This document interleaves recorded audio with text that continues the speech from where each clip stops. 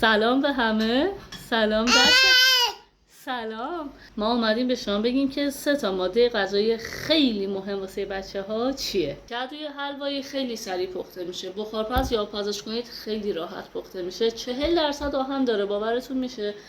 کدوی سبز کمک میکنه آهن اون جذب شه. فیبر داره، باعث میشه که بچه‌ها راحت دفع کنن غذاشونو. ویتامین سی داره.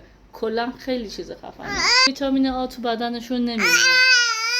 میخورن ولی نمیمونه. شیر مادرم خیلی کم ویتامین آ داره. به خاطر همین این ماده معجزه است. حتما باید پوره بشه.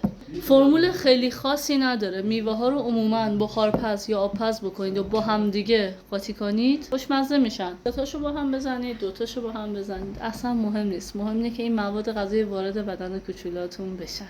موافقی؟ دستم میزنیم برای اینکه خیلی خوشمزه.